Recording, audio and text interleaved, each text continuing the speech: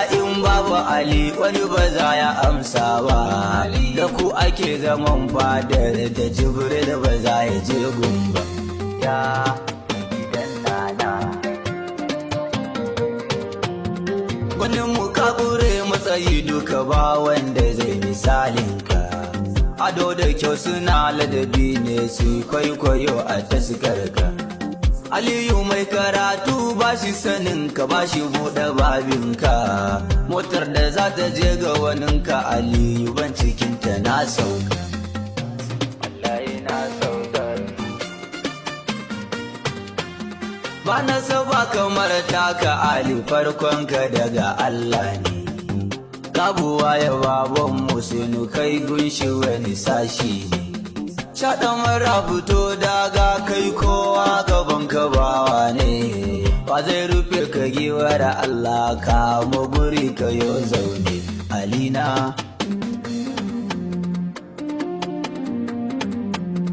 Cikin abin da rabu ya kaga sai ka daga kamar kyauta. Wallahi tun da ya yi maka suna kake wuyar a siffanta. Bautar wani makaginka Ali ka sa kafa ka shure ta. Yi jarumi isowar kagu yake sa shi ya yi tatata.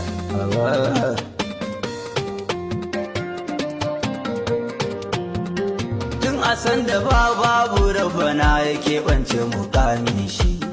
Ya tsara inda zai sauka duniyar ma ya bashi ɗaki shi. Isa ya hau bara dama a amince ya zo zamanin shi. Ya yarda in ya samu alfarma to ya aje mukamin shi dan Ali.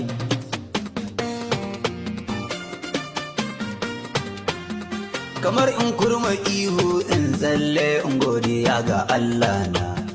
An bawa Musa Haruna annabi na ko ga imani na. Mataimaki ina ya Aliyu kamar wa kamar kani aina. Aliyu ban ruwa in sha na bata ka gyara aiki na Maulana. Ali ya Maula, Aliyu mai gidan bila, Aliyu. Allah da annabinsa suna burin abika mai gidan bila. Ali. Ubangiji ya yoshe la ballik ka isar Habibullah.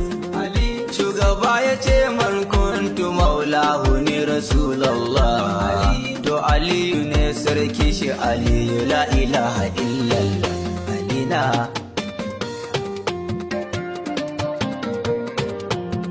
Mataimakinmu ya ka zamo haka ne kana ta ƙara rudani. Kana gida kana filin daga kana kula da mai rauni. Mai magana da Allah Imam Ali shugaba ka kare ni. Kira ni na shiri na amsa cikin kana mace bani Ali.